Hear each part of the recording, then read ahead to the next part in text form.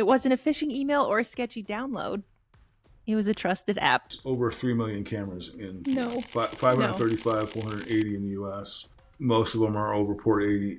Webcams are incredibly hackable. That's why you have the cover for yours. You can hack, the traffic cameras and all that kind of stuff. We are at war. It is a war. There's no ifs, ands, or buts about it.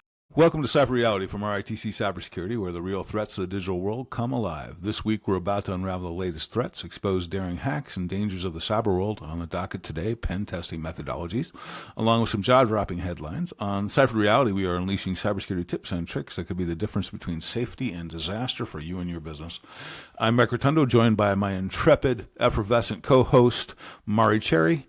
Are you ready to discover what's really hiding behind the screen? Connect with us at RITCsecurity.com/contact. And if you like the podcast, please subscribe. Now on to the news. Okay. AI-driven Pushpaganda scam exploits Google Discover to spread scareware and ad fraud. This is from The Hacker News. Your news feed is supposed to help you discover what matters, not become the delivery system for scareware. It says, at its peak, about 240 million bid requests have been associated with 113 domains linked to the campaign over a 7-day period. So the threat, although observed targeting India, has since expanded to other regions like the US, Australia, Canada, South Africa, and the UK. The entire scheme hinges on the scammers luring unsuspecting users through Google Discover to trick them into visiting misleading news stories filled with AI-generated content. Once a user lands on one of the actor-controlled domains, they are coerced into enabling push notifications that deliver fake legal threats and scams. News articles. What we're looking at now. Exactly. So how are we supposed to do, what are we supposed to do with that? News articles. There's a lot of reasons to go check the news right now. Yeah. Well, and the other thing they're using is SEO poisoning, right? SEO poisoning. Mm-hmm. So it's like, yep, you're looking for a specific topic and they've poisoned SEO. So you're going to the top rated topic and it's all fake because it's AI generated. So, that's so frustrating. So how do we know this story's real? How do we know we're real? Shit. We podcast, therefore we are. To paraphrase Descartes. Sure. Yeah. Sure. Yep. It's like the Big Bang Theory when they convinced Sheldon that he might be a robot. I love that show. Yeah. Wait, what episode is that? I said sometime in season 2, and it's like, have you ever willingly or through lack of action harmed a human? Well, no. You may be found by Asimov's fifth level or fifth rule of robot. That's funny. Out of anyone, Sheldon could be a robot, though. Yeah. And then Leonard walks in, and then they're like, "Why aren't you watching TV?" And like the cable's out, and Sheldon may be a robot. Oh, by the way. Sometimes it feels like we're in a simulation. Yeah. Is that the same as a robot? No, that would be more like the Matrix. Yeah. Virtual. That makes more sense. Yeah. But if it is just the Matrix, you could be a robot. Could be. Yeah. And you don't even know. Have you seen Free Guy? No, I wanted to though. That's at Ryan Reynolds. Yes. Yeah. I was like, wait, yeah, that's the right Ryan. I don't remember. Yeah. It's good. I would recommend watching it. It's funny. It's really funny, but it's really interesting. Because he's a virtual character, but you watch it. I don't want to give anything away. Okay. I don't want to give anything away. Okay. Yeah. I recommend watch it. So yeah, how do we back to the that's a lot Total of a tangent. Yeah. Yeah. So, okay, how can we help people find credible sources? Because with this, anything, how do you trust anything? Well, that's the problem, and I think the thing to do is to find, if you're finding things that are in your echo chamber, right? If you're finding news you only agree with, and you're finding news that only makes sense to you, then perhaps it requires more investigation, and you need to go more standard sources, right? So that's why we go to the Hacker News or Bleeping Computer or Dark Reading or those kind of places to find our news, because we know those are credible sources and we know that data is there. If you're randomly searching on the internet and you find some story that has some confirmation bias in it, then it's not necessarily real, and it's something you've never heard of before, like some site you've never heard of before. Okay. So you believe that some of these more well-known sites are reliable? Yeah, because they've got some controls in place. Yeah, and I think what the intent is with these 113 domains is they're domains that they've set up specifically for this purpose. They serve no other function. Okay, so they're a little more off the beaten path, so to say. Yeah. Okay. Yeah, so if you're searching for something, you look for that, and it's basically the idea is that they're going to they generate invalid organic traffic from real mobile devices by tricking users into subscribing to enabling notifications that present alarming messages. So they want you to get a news story, then they want to get a push message, so they're using this, and they start farming data from you. Well, that's tricky. So they create an issue, set alarm bells off, and then they're like, by the way, we need to continue to let you know about it, and in the meantime, every time you click on something, redirecting you to sites that they control. That's tricky. So, that's pretty good. The idea is that they generate traffic for ads that way, and they get paid by Google. So Google will monetize that traffic and pay you for the ads that are on that traffic. So the idea is, this whole idea is not necessarily a theft of data. It's to generate income from Google based on ads. Wow. Yeah. So. That's crappy. Yeah. That's a bummer. Well, and the browser, we've talked about this before, is the browser is like the new front in cybersecurity, because it doesn't really have any security. Well, if they can lift your history and, through one of these things, they can say, okay, well, I need to craft all these stories that Bellatrix Cyber will want to go check out, and they're all about XY, puppies and kittens and cyber hacking and all that kind of stuff, and they're going to create traffic there, and they're going to send you there, and monetize the ads is the whole goal. Man, they're always trying to find some way. I mean, everybody is trying something to make money, and it's not always, and that's why we always say, you don't know what they want from you. Right? That's you don't know true. what their angle is. That's true. This really has nothing to do with you. They're not trying to steal anything. They're just trying to direct you to their domain so they can monetize it. Yeah. Wow. Yeah. And then in the meantime, something could be let loose. Yeah. Yeah, now they may be setting you up for something else, but right now it looks like the primary thing that they're doing is just trying to generate ad money. Oh. All right. Well, good. That's great. I'm really excited about that. Nobody ever said cyber criminals are dummies. They are definitely not. I feel like with some of the malware as a service programs that are out there now, maybe that might change a little bit in the future. But no, I agree. They're smart. Yeah. They're smart.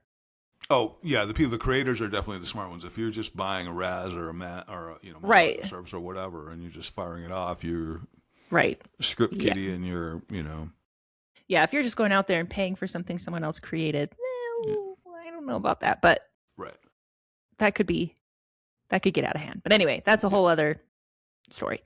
Yep. All right. A lot of people think of phishing as a single scam, but what happens when it becomes a global business model? Yeah, nothing good. Probably not. Not for the people it's affecting anyway. FBI and Indonesian police dismantle phishing network behind 20 million fraud attempts. $20 million fraud attempts. Not 20 million attempts. $20 million. The U.S. Federal Bureau of Investigation, the FBI, in partnership with the Indonesian National Police, has dismantled the infrastructure associated with a global phishing operation that leveraged an off-the-shelf toolkit, like we were just talking about. Exactly. To steal thousands of victims' account credentials and attempt more than 20 million in fraud. Yeah.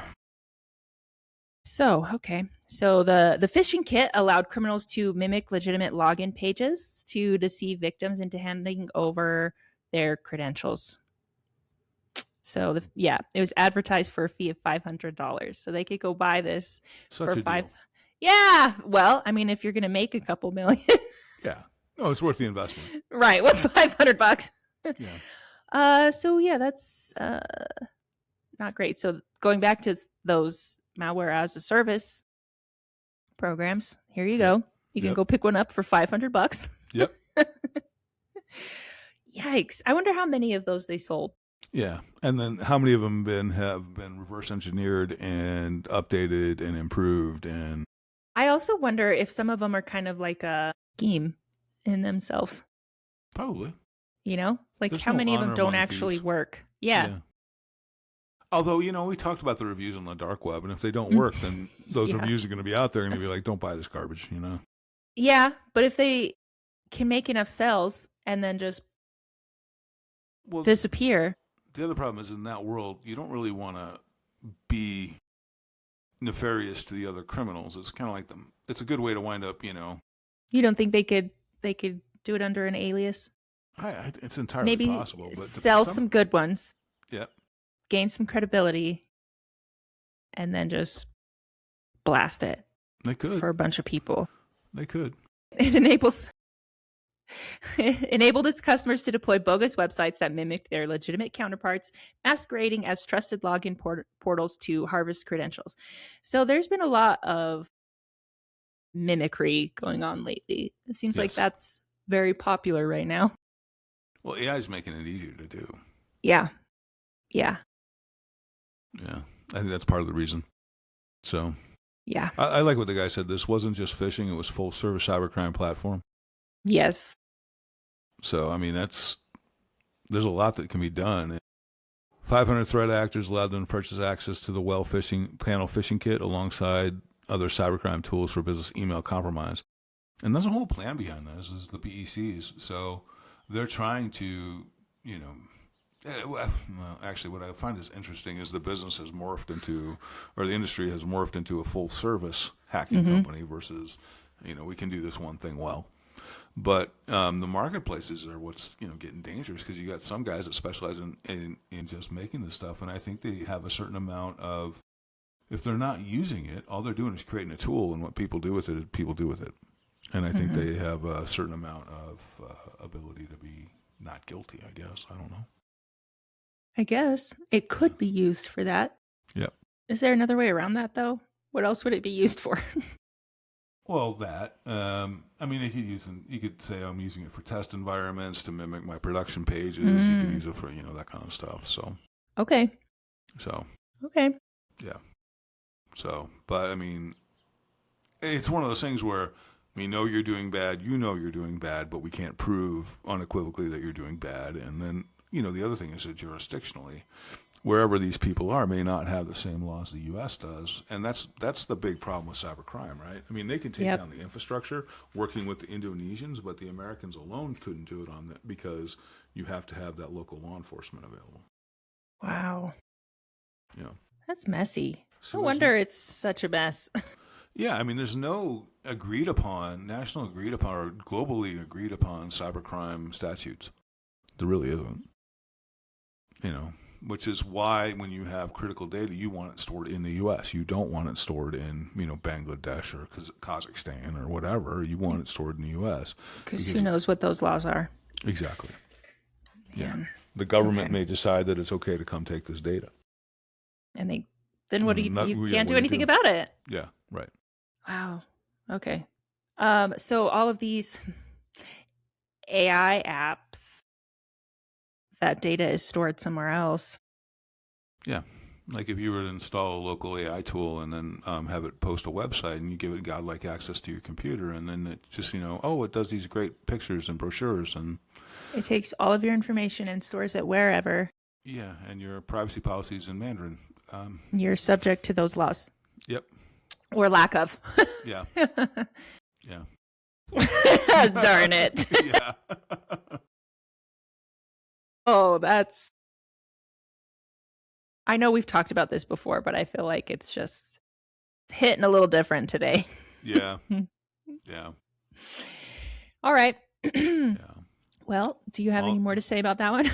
No, I think it's just, the evolution of the industry is fascinating to me. Yeah. As someone who's been around since the beginning of it, no longer are you getting emails saying, kindly do the needful. You're getting something that sounds and looks legitimate, yeah. And takes you to a legitimate website should you just click on the link, and it's not. Yeah. You know. Yeah. We're falling behind a little bit. Yep. Falling behind. Yeah. And that's it scary. Just shows you that, that they're doing all this, that truly the user is the target. It's not the infrastructure. It's not, sure, they're going to still look for those 0 days, but the user is the primary target. Yep. Wow. Because it's an easy target. Yep. Shoot. Reach out to RITC Cybersecurity for all your pen testing needs, and we'd be glad to help you out. We have a lot of information on our website, including blogs and explanations of what a pen test is, how it works, and why you really need them. Okay. Yeah. All right. Well, moving on to more similar fun topics. It wasn't a phishing email or a sketchy download. It was a trusted app or website or whatever else. Yep. Okay. The Hacker News. OpenAI revokes Mac OS app certificate after malicious Axios supply chain incident. So we got that going for us.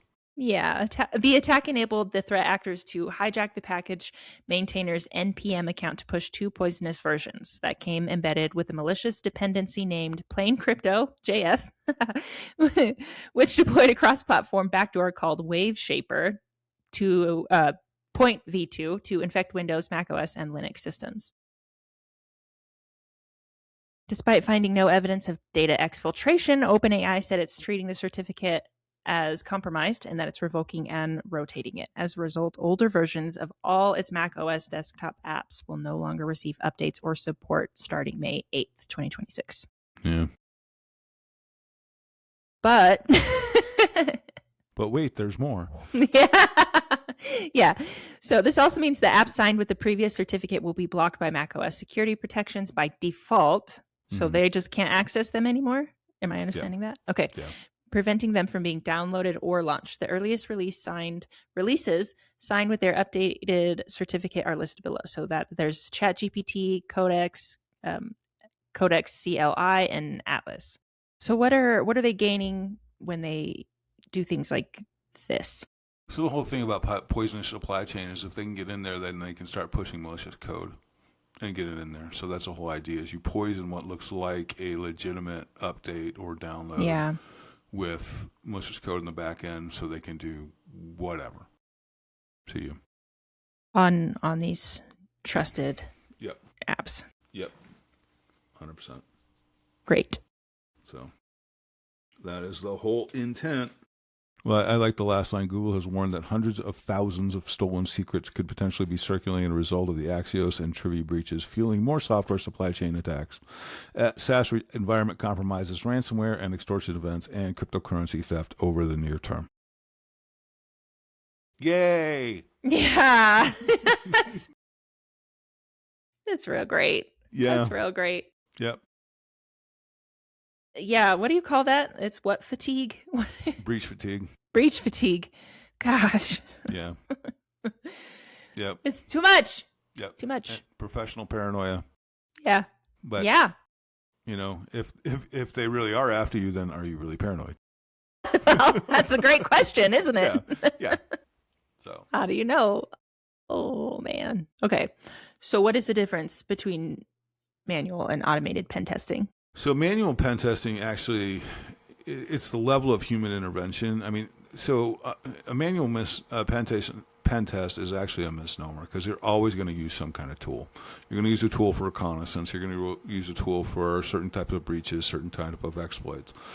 But it has human thinking behind it, whereas a AI pen test or a automated pen test is you fire and forget, and it just goes and does its own thing.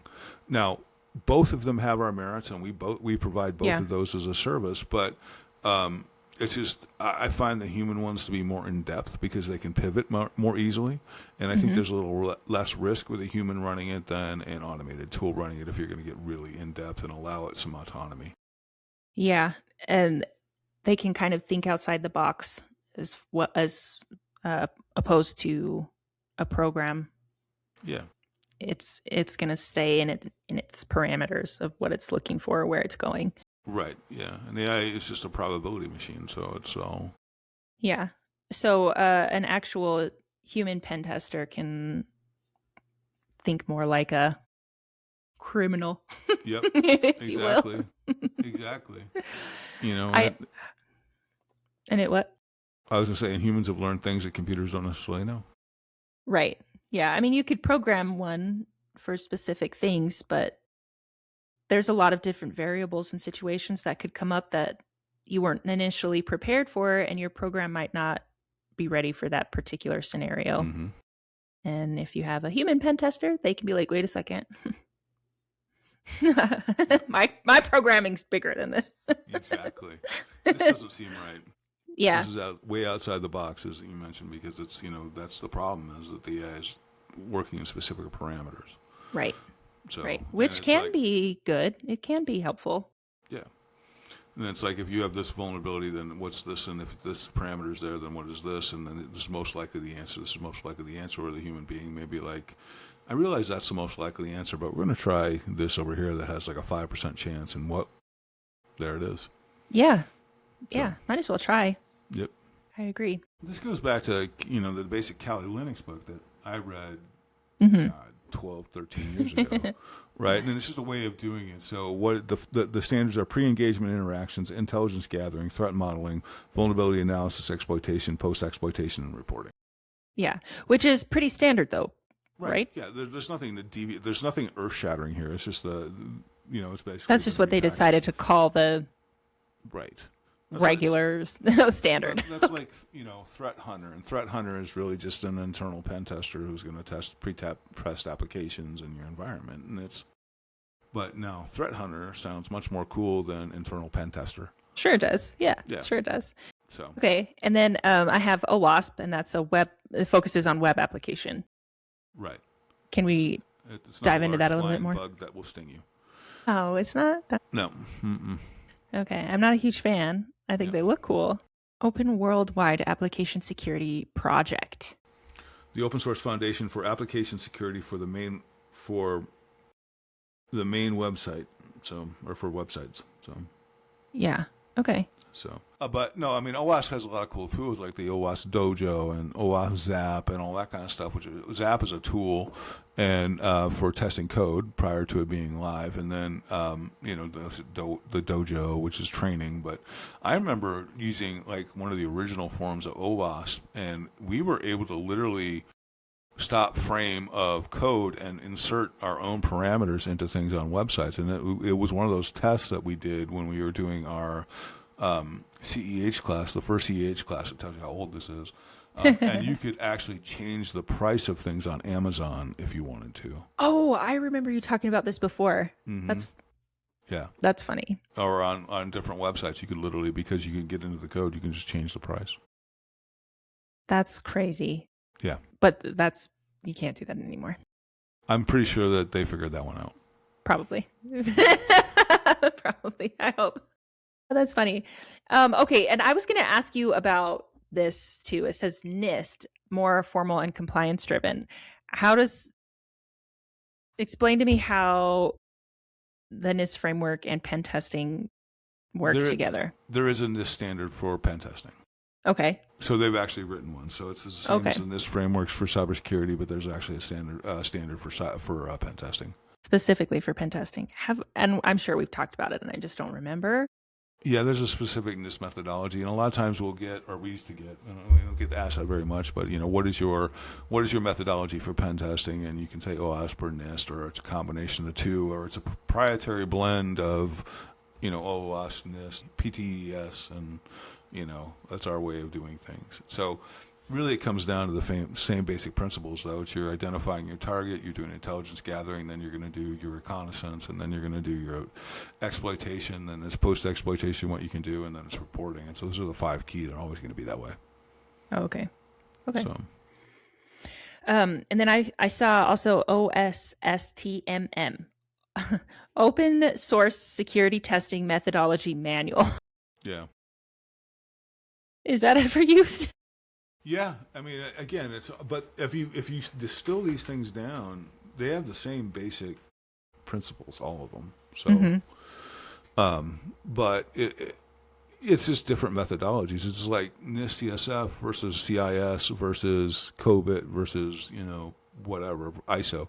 It's all, but you have the same basic principles. It's just different wrappers and different, one may take something one step further than the other, and emphasis is on specific things. OWASP has been around forever, which has always been the standard. So in the NIST, obviously because you're dealing with the government, there's certain standard they want to deal with. Plus, NIST is good stuff. I mean, from the feds. So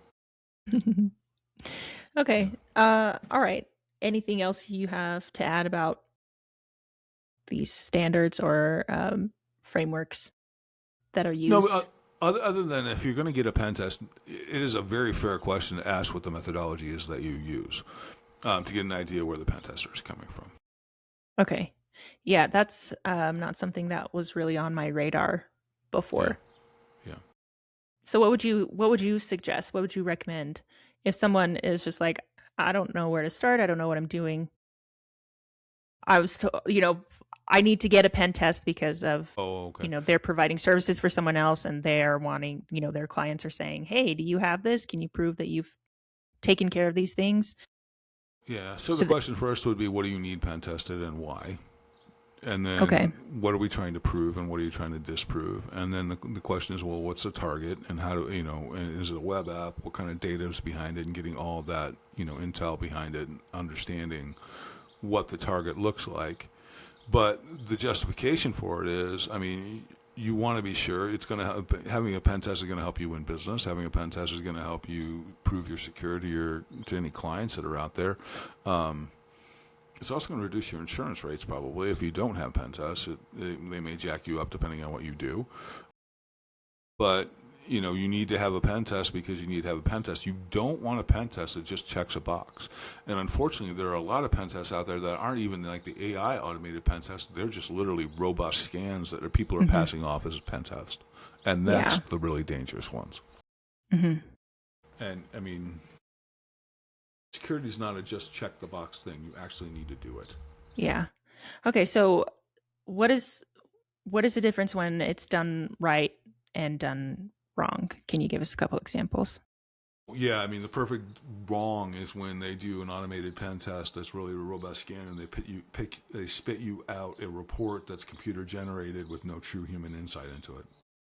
But that's what you're going to get when you pay for $1,000 or $1,500 pen. That's just what it is. Now, technically you had a pen test. In reality, you had a vulnerability scan, and they spit you out a report that has virtually uselessness. Because you're not looking at compensating controls. You're not looking at what really is hackable and what isn't. Do you have any advice for any small businesses out there who are trying to do the right thing, but pen test is just not in their budget? Just unfeasible. I think you have to. I think if you find the right cybersecurity provider, you can work with them and figure out how. Because there are some pen test companies that are like, yeah, I need $5,000 up front and I'll do $5,000 at the end of this. But for someone like us, we were like, you can just pay us $400 a month. It's fine, which is much more much easier to swallow than for sure. $5,000 up front or whatever it is. So taking those payments, makes sense. You're better off being secure. Mm-hmm. And eating the cash then. Yeah, I don't think a lot of companies do that though. No, they don't. So that's hard. That's a tough place to be because there's not a lot of options for people out there. But that's why RITC is the best. Yes. Yeah. Why is it the best? Because why? Because we want to work with you, and we will help you, and we'll create a payment plan that works for you. Yeah. Awesome. Now, I will also tell you it's not a real good idea to not pay your pen tester. Yeah, don't do that. don't do that. Yeah. All right. So what is the difference between checking boxes and thinking like a hacker? Because you've been a pen tester, so do you have a couple examples you can share with the class? If you think like a cyber criminal, you got to look at what they're going to look at the attack vectors that you have available to you, and you're going to have to figure out what's the fastest, easiest, and best way to get in. Not necessarily the hardest way, or, but you're looking for the fastest, easiest, best way to get in, which is generally going to be your humans. Mm-hmm. But that's really where you're thinking about, but you're also thinking about, what can I exploit? Is the human, what do they have in place? What can I exploit from a human perspective? What can I exploit from a technology perspective?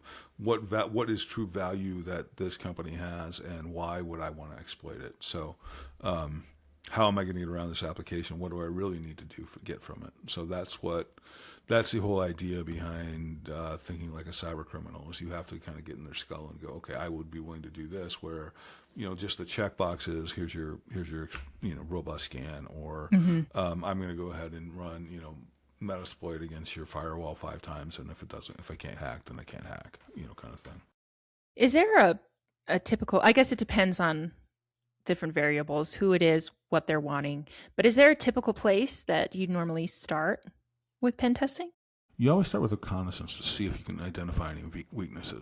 So that's going to be like an Nmap scan, or something like that, to scan their environment. You can actually pull a lot of that stuff off Shodan for free. Really?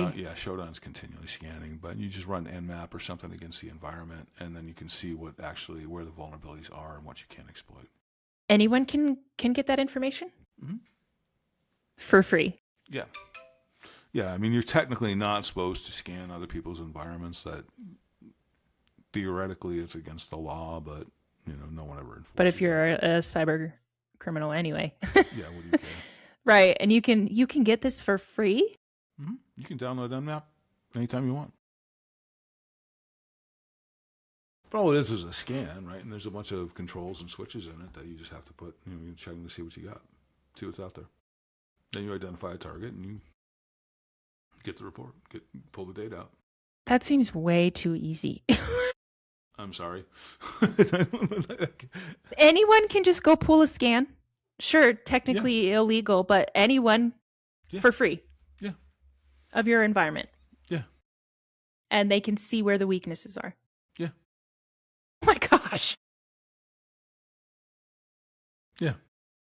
And like I said, Shodan is scanning. I don't know if Shodan charges now or not, but to pull data, but Shodan just continually scans the entire internet over and over and over. What is it called exactly? This is a website you can go to. Shodan, yeah. SHODAN. DAN. Everyone's website. If you have a website. Everything. If it's on the internet. Pretty much.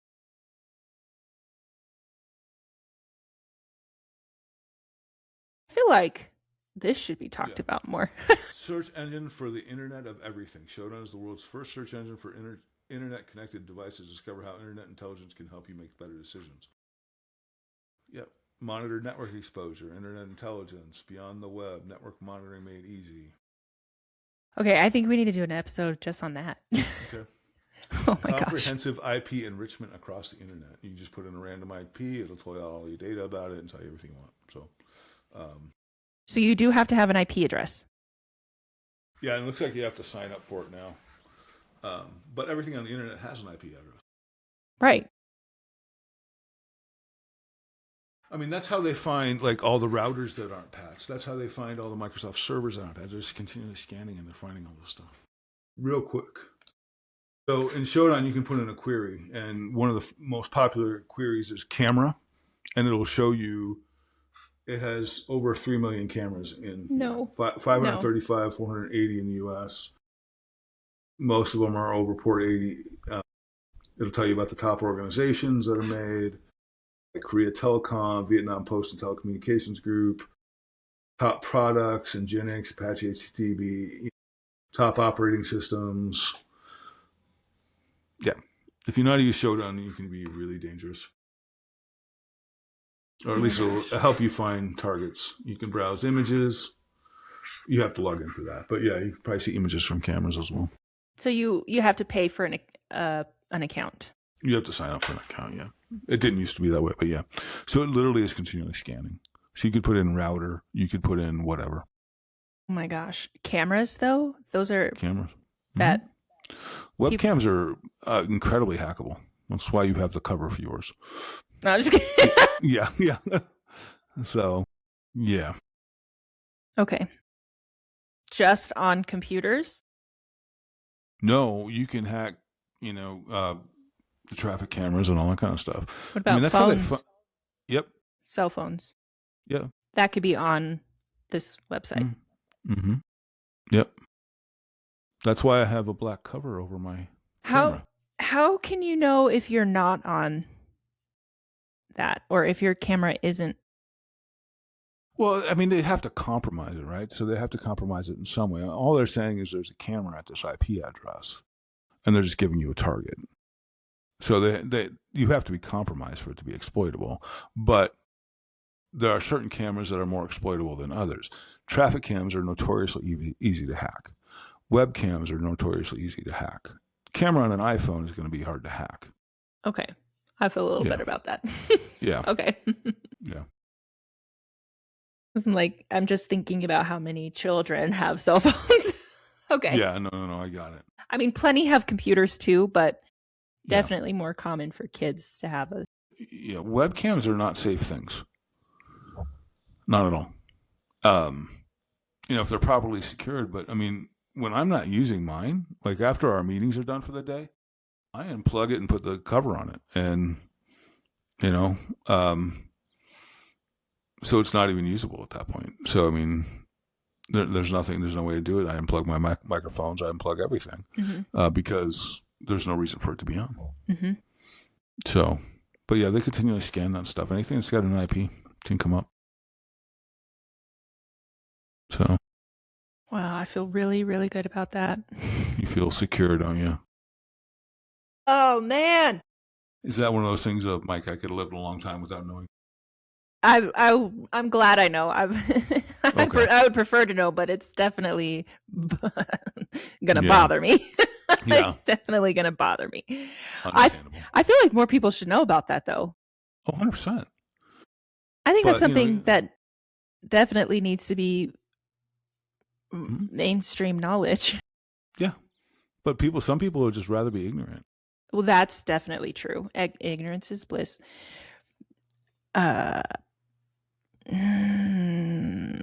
Yeah, I think we should talk about that more. Not today, but yeah, we can talk about IT risks or IoT risks sometime on the podcast.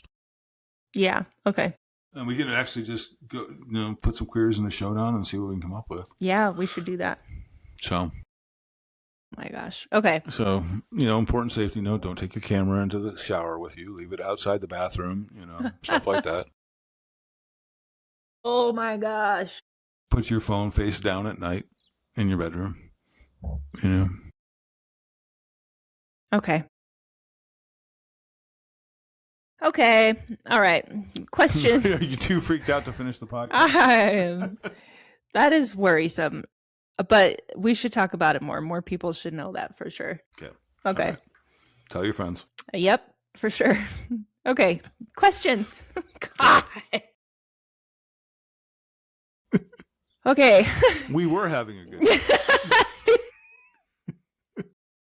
All right. How do you determine which pen testing methodology is best for a specific organization or environment? It depends on what their main goal is. And if you're looking for a one-time annual pen test, then you definitely want to do the human one. Mm-hmm.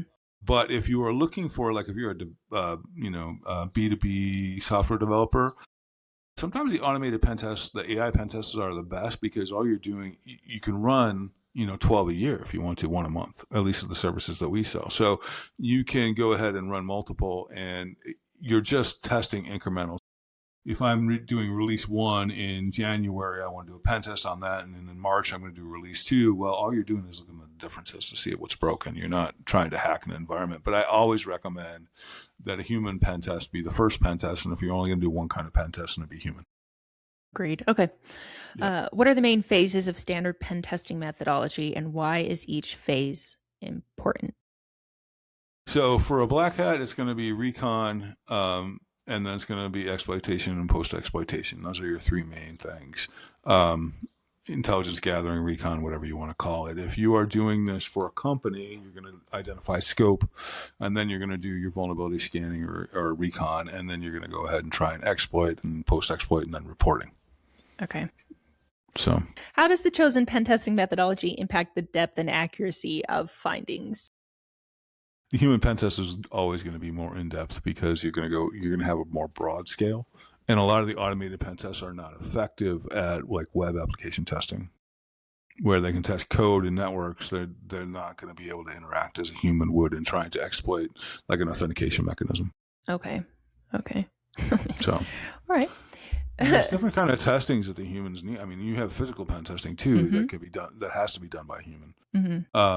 So and the social engineering can be a combination of automation and human. But physical pen testing is something we offer as well. That obviously need a human for that.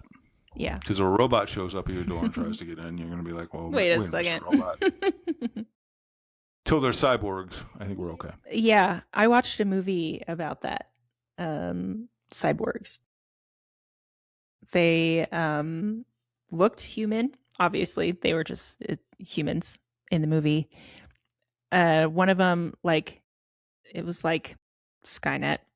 She just became her own and just started wreaking havoc on everything. But they were like personal robots at home. Robots like taking care of kids in the house or driving people places or like a personal assistant or whatever else. Freaky. Anyway, what are the risks of using the wrong pen testing approach for a given engagement? Not having the appropriate information that you need and not having the correct reporting and identification of issues that really need to be discovered.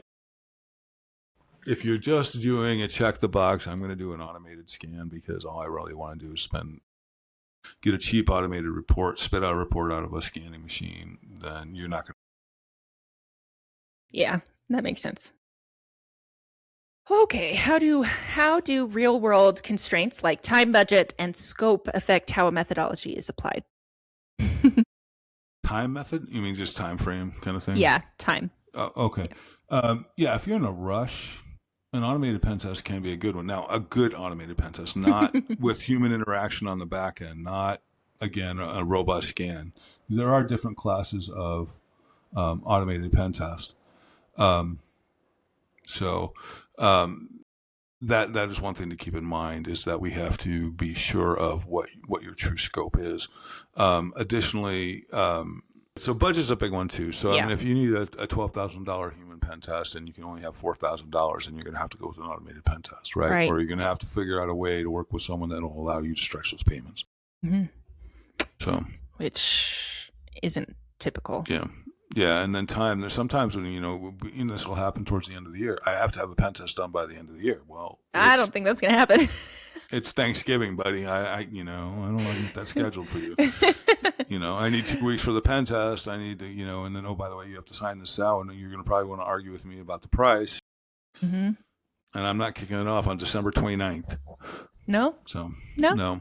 Okay. But a lot of times in those situations, you can say, well, you can pay for it now, and we can technically start it. So you can say it's against that year's budget. Okay. You won't get the report until January. Not ideal, but yeah. If you're going to be a procrastinator. Right. So, how do pen testers balance following a structured methodology while still thinking creatively, like an attacker? The structured methodology is really just a framework. I mean, it's basically we're going to follow these broad steps, and then what you do within those broad steps is up to the pen tester themselves.